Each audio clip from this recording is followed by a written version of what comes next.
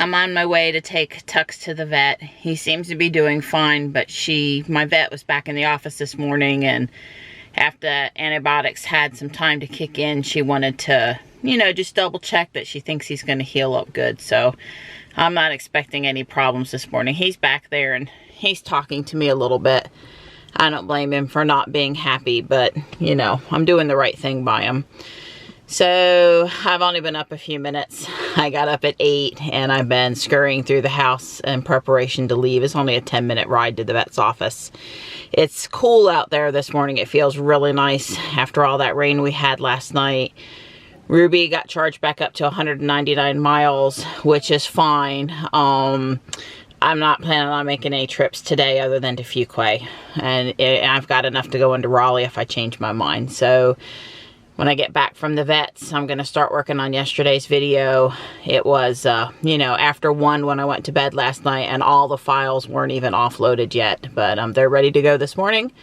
And I'm excited to relive the joy of yesterday's trip by working on the video for a little while. Well, he's taken the whole vet visit pretty good. He's not happy, but he's not mean about it.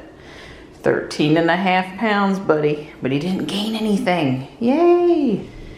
Well, they shaved up the area, and the vet said that it's already starting to heal up good, which I sort of thought, and just finish the round of antibiotics, and he should be good to go. So that, of course, is a relief.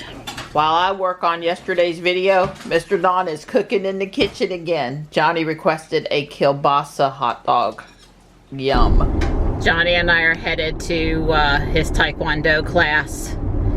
Does not look like we're gonna get any of the showers that they said we might.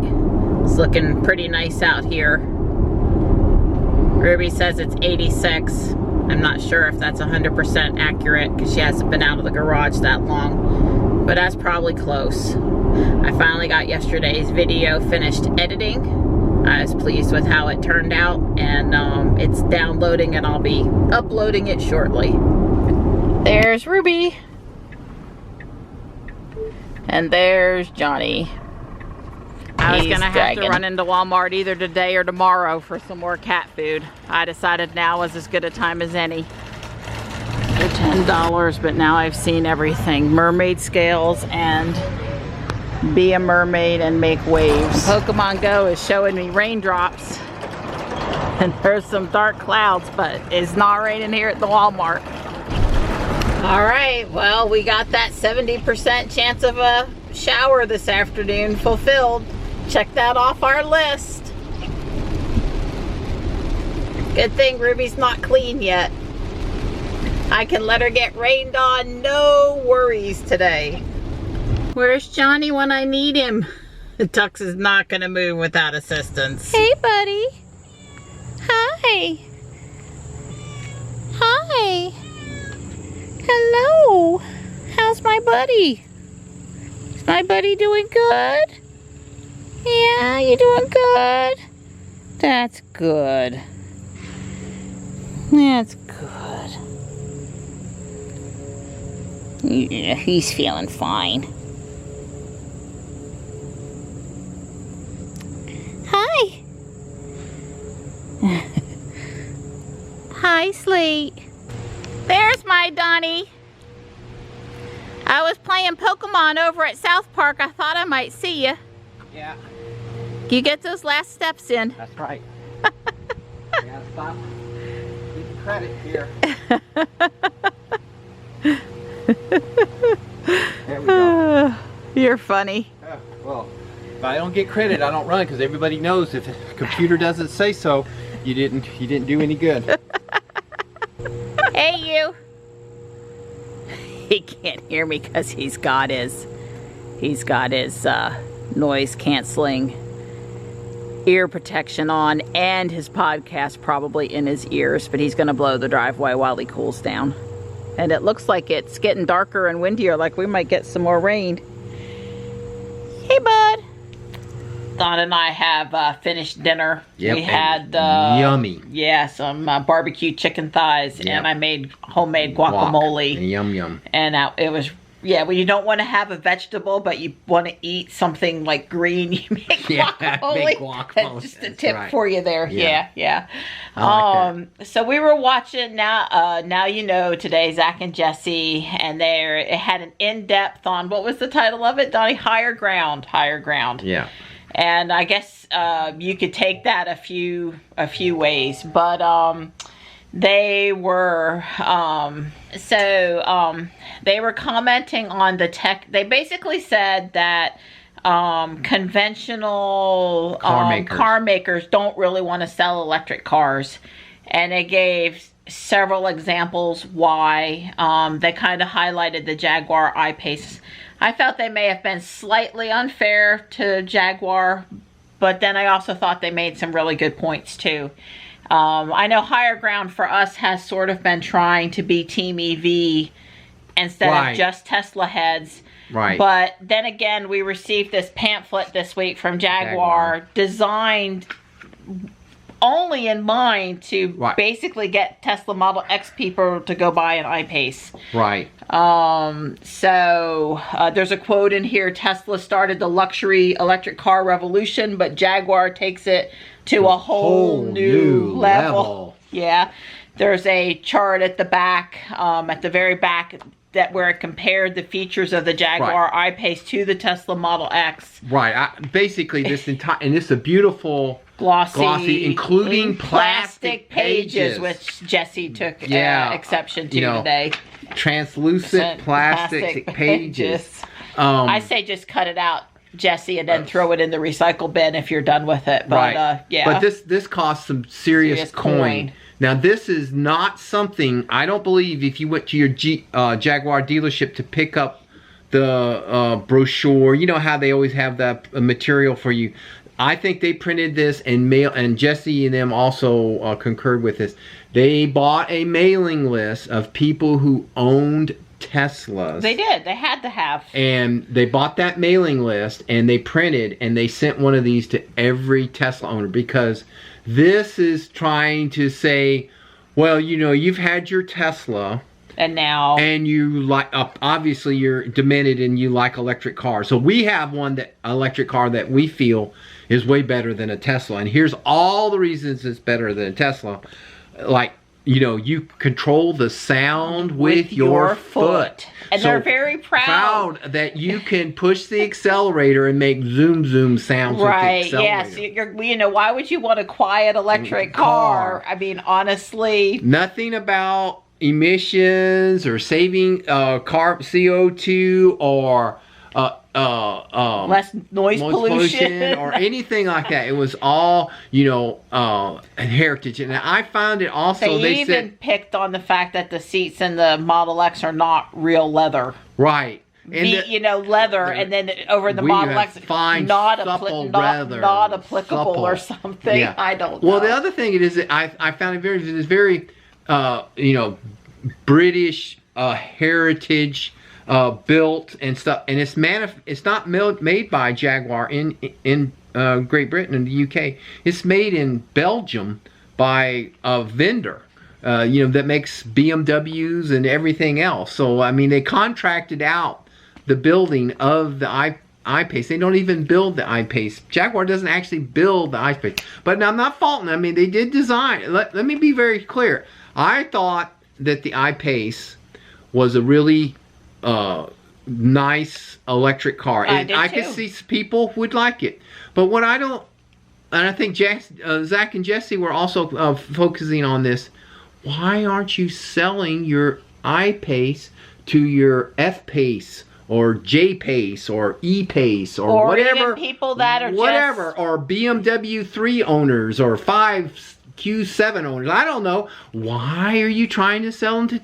Why don't you go after all these other? Why don't you sell it? Say when the guy comes in and he's looking at that F-Pace. You don't want that F-Pace. This I-Pace smokes it. Smokes it. Faster acceleration. It has. Control the sound with your foot. I mean, you can't do that with that other thing. Right. I think Zach and Jesse's point is that, and I really don't want to pick on Jaguar, because Don and I did like the I-Pace. faulting their marketing. We just don't like the marketing that we receive, Right. which I would have more respect for companies going out and loving their electric car enough to sell it to their gas-powered clients. This is the most damning thing right here. It shows the specs of the I-Pace against the standard range Model X. But it gets down here to range. And this blank. Somehow they knew they could look up the price. But they could look up the price of the Model X. They knew what the destination. You go find that real quick. Yeah, $175 is going to make or break a person that can afford a Tesla or a Jaguar, I'm sure. They do mention the fact that they have a 5-year, 60,000-mile warranty, and they don't mention the fact that their battery warranty is only 100,000 miles.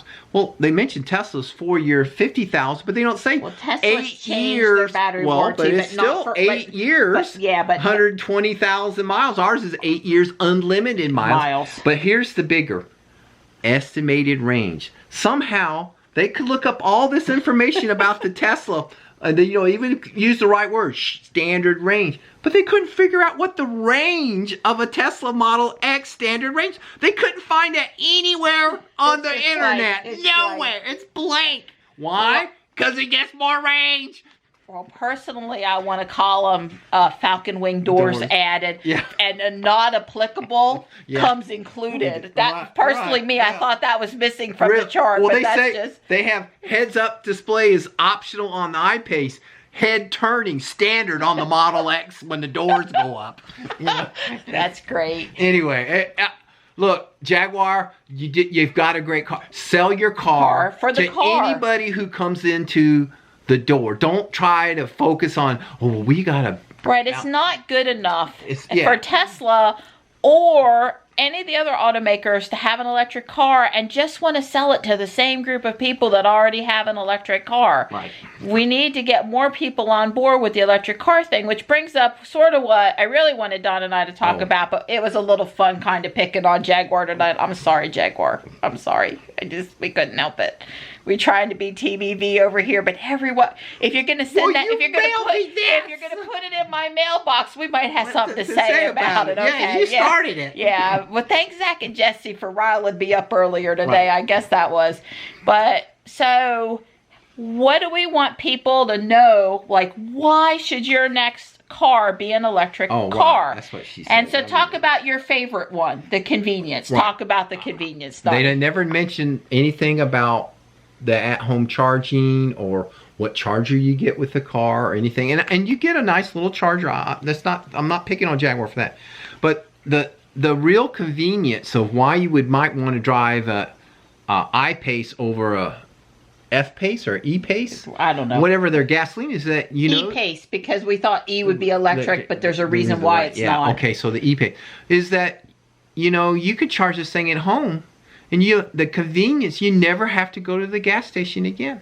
And remember, sure, when you take it on a trip, you may have to plan ahead and think a little bit for your charging stops.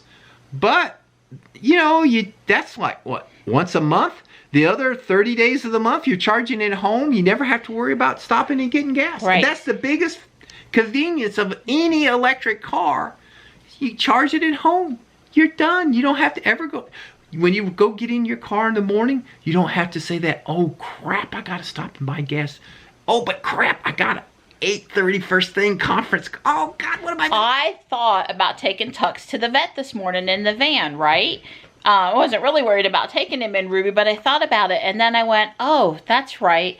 It has no gas in it. It's on empty. It's waiting for Don, because I refused, and he's a good guy, to go to the gas station and put gas in it. I'm not taking the van. I'd have to stop and put gas in that thing on the way home. No conceivable way am I driving the van. No, not happening. Yeah. I mean, really, now it's down to, I just send Don the 4 or 5 times a year it might need gas, because I'm not putting gas. Good for something. I'm not putting gas in the van again. I'm not unless I drive it in one direction farther that I can get home without filling it up. But yeah, and I mean, so somebody will say, well, like 3 times last year, Marianne, you forgot to put gas in, or you forgot to charge Ruby. You forgot to charge Ruby.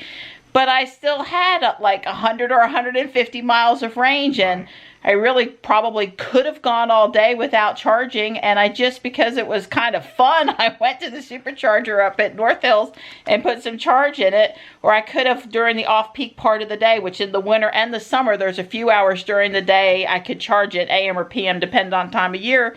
I can fix that, folks. I mean, that's, you know, you're not, it's not like you're on empty in the garage, you know, pretty much. So yeah, the convenience of, you don't get up on the way to work and have to, oh God, today I was supposed to go put gas in the car again. You know, because I had to put gas in the car every 5 days when I commuted to IBM. I like literally couldn't even go a whole week without having to fill up the tank. Twice a week. I mean, I was in and out of the gas station all the time. And you never want to stop your, imagine me, I'm running late, and then on top of that, I got to stop and get gas. So the convenience of doing that. It's quieter. It's a lot quieter. Why would you? On the road. Matter of fact, I'm a little upset that they want to add noise so that it's not as, in the summertime, the air conditioner is more than enough noise that everyone can hear the car coming. And in the winter, the tire noise. So I'm not for this sound thing. It's not that I'm not sympathetic for people with visual impairments, but I'm just not for adding noise pollution back to the environment. You know, it's cleaner. I was walking through the Walmart parking lot today, and there was exhaust. Somebody started their car literally like when I was walking behind it, and there was all that exhaust, and I breathed it in, and I was that was not good. So quieter. It doesn't smell. Oh, safety. Oh yeah. I mean, I'd be willing to bet that the Tesla is, I mean, I know the Tesla's safer than my van, right? And I know it's safer than the Scion XB that we got. The GMC's a pretty big vehicle, but I mean, you know, the Tesla is safe. It's got a great safety rating. So if you're driving an older car, you know, you really got a family, you're trying to decide, then we know it's got a good safety rating. They didn't talk about their safety rating. Which was probably pretty good, but you're right. They didn't talk about let's not put up a 5-star safety rating comparison because... Right. Well, I think they have to, there's volumes. They don't, if you're only going to sell a handful of cars, you don't have to worry about doing safety. And that should be a perfect example why there's no safety rating on the Jaguar. They're only going to sell a handful of cars. Well, they probably have a safety rating, Donnie, but you're right. They didn't talk, they didn't talk about it, but it's, you know, really safe, so you can feel comfortable putting your family in it. Let's see, what else? Well, merging. I was going to say, have you ever tried to merge onto the interstate and been like freaked out because how are you going to merge into traffic? I mean, honestly, after you've been driving the Tesla for a few weeks, you don't worry about that anymore. You just punch it where you need to, and the car is ahead of everybody. Well, they talked about the driving experience. But they should have said, you know, they should have probably said, this is the best driving Jaguar there is. There's no Jaguar better than this one. They didn't say that. Because when you add the instant torque that the I-Pace has, and the handling, and of course they talk about the suspension, you add all that to better, you know it's got to be a better driving car, much more responsive than anything they've got. But they don't say, oh, well, it's a better driving car than, you know, if you really want to experience the best Jaguar that driving experience we've ever produced, this is it. They don't say that. But that in actuality is what adding an electric vehicle with that type of design and engineering behind, that's what they've got. But they don't want to tout that. And which is the other point that Zach and Jesse were saying. You know, these legacy manufacturers, they've had, the 2000S was 2012, 2013.